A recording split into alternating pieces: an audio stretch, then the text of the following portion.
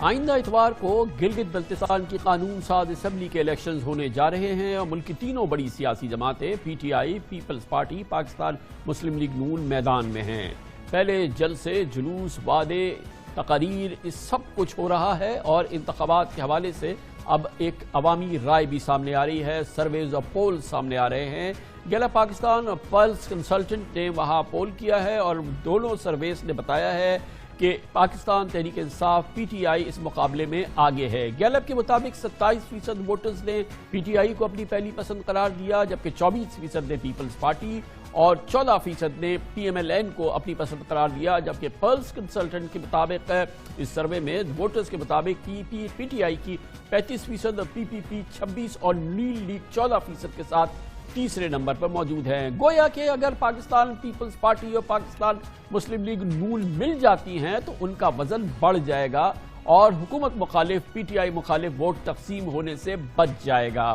اہم بات ہے، اب سے تھوڑی دیر قبل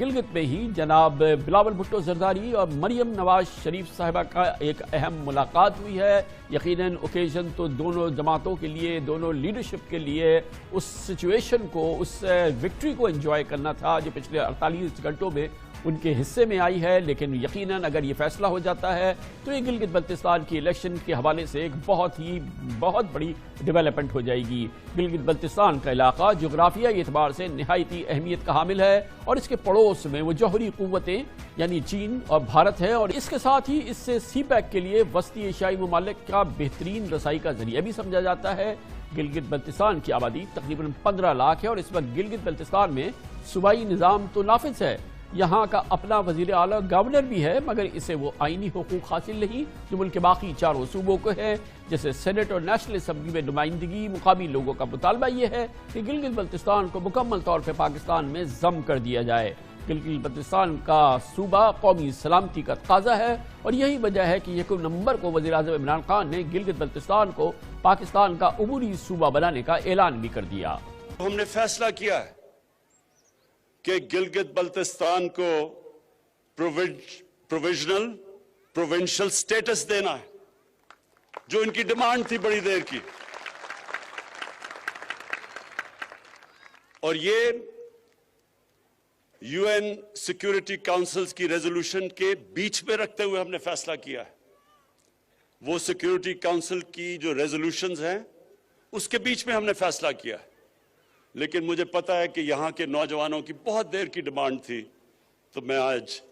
اس کی بھی مبارک دیتا ہوں۔ 2 ماہ قبل گلگت بلتستان کو مکمل آئینی حقوق اور پارلیمنٹ میں نمائندگی کے ساتھ پاکستان کے 5ویں صوبے کا درجہ دینے کے حوالے سے فوجی قیادت اور سیاسی رہنماؤں کے درمیان، پارلیمانی رہنماؤں کے درمیان مذاکرات بھی ہوئے ہیں اور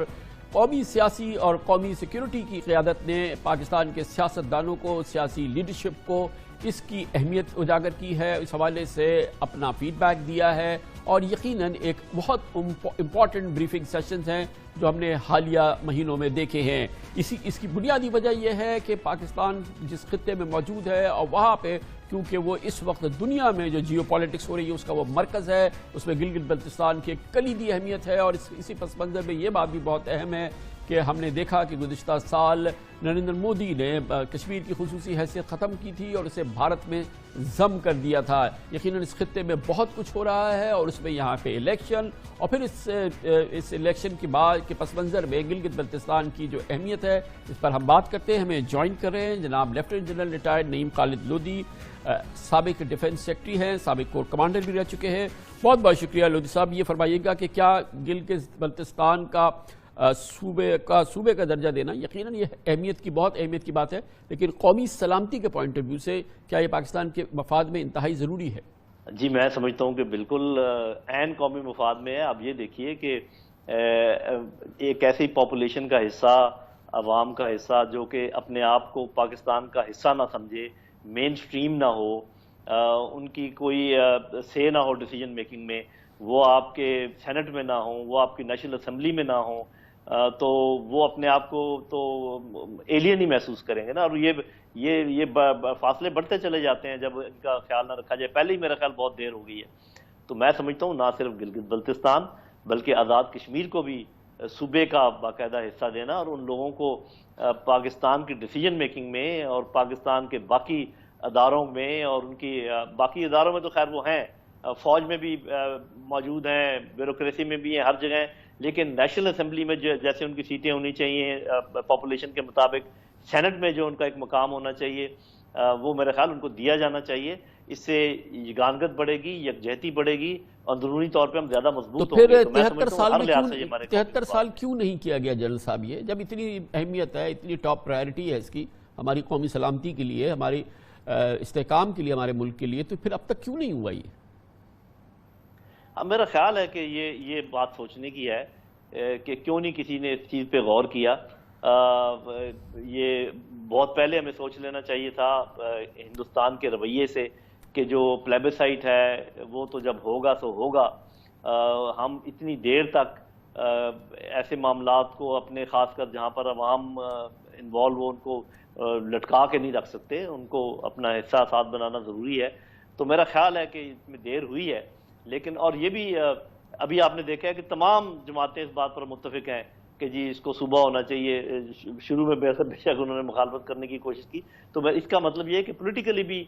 تمام لوگ یہ سمجھتے ہیں کہ یہ کام ہونا چاہیے تھا. آپ دیکھیں فاٹا میں کتنی دیر ہوئی، اور اب اس کا الزام کس کو دیں. اور یہ بھی جو دیر ہوئی، اب بس یہی کہا جا سکتا ہے کہ دیر آئے درست آئے، ہو گیا، بہت اچھا ہوا. تو جنرل صاحب یہ بتائیے گا کہ یہ جو پورا خطہ ہے جس میں کہ پاکستان ہے اور پھر ظاہر ہے کہ اس میں گلگت بلتستان، جو جیو پالیٹکس کا اس وقت جو یہاں پہ ڈیولپمنٹس ہو رہی ہیں، پوری دنیا کی نظریں اس پورے خطے کے اندر ہے، اس لحاظ سے گلگت بلتستان کی اہمیت بتائیے گا کہ جو اس کی جیو پولیٹیکل امپورٹنس ہے.